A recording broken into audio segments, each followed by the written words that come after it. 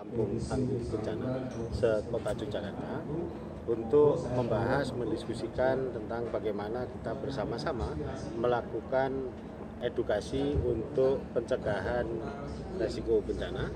Yang kedua, untuk menyiapkan masyarakat, mendidik masyarakat untuk tangguh bencana. Dan dari data yang kita dapatkan, dari total 301 desa dan kelurahan yang rawan bencana, alhamdulillah sampai dengan bulan Maret tahun ini sudah dibangun 246 kelurahan tangguh bencana dan desa tangguh bencana. Berikutnya kita akan selesaikan tahun 2022 untuk 301 desa ini, dan harapannya tahun 2026 seluruh desa di DIY itu akan mendapatkan fasilitasi Destana dan Katana. Yang kedua, kita juga sudah membangun 88 satuan pendidikan aman bencana. Sekolah-sekolah kita juga latih bersama untuk tangguh menghadapi resiko bencana. Namun demikian masih banyak PR. Misalnya kayak kemarin kejadian di Sempor di mana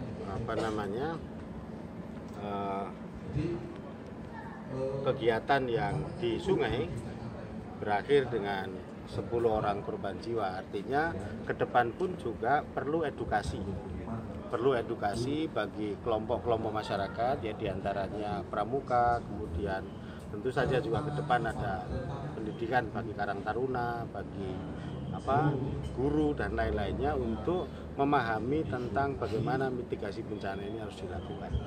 Nah, terkait dengan ini maka kita harus bersinergi antara pemerintah baik di kabupaten kota, termasuk malam ini kan kita hadirkan kepala BPBD kota dan BPBD DIY. Kemudian sinergi juga dengan swasta. Harapan kita para pengusaha swasta untuk mulai terlibat di dalam pencegahan risiko bencana. Mereka banyak membantu, banyak menolong ketika terjadi kedaruratan. Jadi pada saat terjadi banjir, longsor, gempa, Merapi dan lain-lainnya, partisipasi masyarakat itu sangat tinggi, terutama dari sisi pengusaha. Tapi untuk aspek pencegahan saya kira perlu ditingkatkan Mereka bisa membantu memfasilitasi di lingkungan masing-masing, baik alat maupun edukasi. Misalnya ada satu restoran yang besar, yang pendapatannya besar, mestinya mampu memberikan edukasi bagi masyarakat di sekitarnya. Kemudian yang terakhir, yang penting terkait dengan mitigasi bencana ini adalah harus ada komitmen. Harus ada komitmen dari semua pihak untuk bersama-sama melakukan pencegahan agar masyarakat siaga, agar masyarakat siap di dalam menghadapi resiko bencana. Kita ketahui di Jogja ini setidaknya ada 12 jenis bencana, dan dari 12 jenis bencana ini semuanya ada di Jogja, banjir, longsor, gempa, Merapi dan lain-lain. Saya kira itu yang penting, dan kami ajak masyarakat untuk terus-menerus belajar terkait dengan penanggulangan bencana.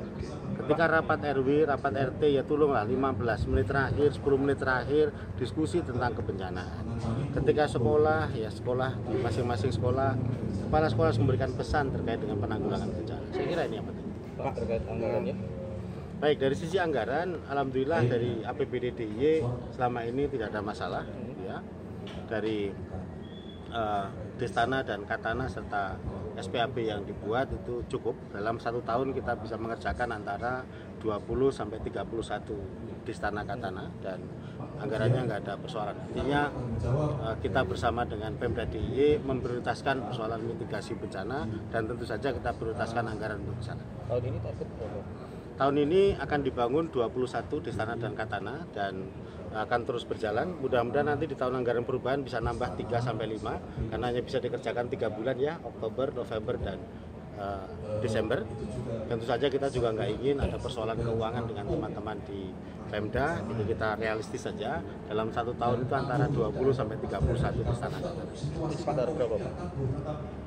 Sekitar berapa anggaran? Oke, anggaran yang untuk Destana Katana sampai hari ini masing-masing Destana dan Katana ini akan mendapatkan fasilitasi baik alat maupun pelatihan-pelatihan senilai kurang lebih antara 100 sampai 150 juta. Pak, kalau dikaitkan dengan Raperda ini, Pak, seberapa pentingnya Pak Raperda ini untuk mitigasi bencana ini sendiri? Baik, jadi ini sudah menjadi perda, jadi bukan Raperda lagi. Perda nomor 13 2015 ini perbaikan dari Perda nomor 8 tahun 2010. Jadi Saya kira perda ini sudah cukup untuk menjadi payung bagi mitigasi bencana di Jogja. Dan alhamdulillah di Pemda DIY sendiri sudah ada perda tentang RT/RW yang menjadikan mitigasi bencana sebagai basis pembangunan. Jadi saya kira dari sisi regulasi sudah bagus, sudah tidak ada masalah. Tinggal dari sisi pembangunan SDM. Ini yang kita harapkan, pembangunan SDM ini terus-menerus kita kerjakan. Dan tentu saja media punya peran penting. Jadi insya Allah tahun depan kita akan buat bagaimana kerjasama antara Pemda, DPRD, khususnya Komisi A bersama dengan media untuk melakukan edukasi tentang mitigasi bencana, termasuk untuk teman-teman media sendiri.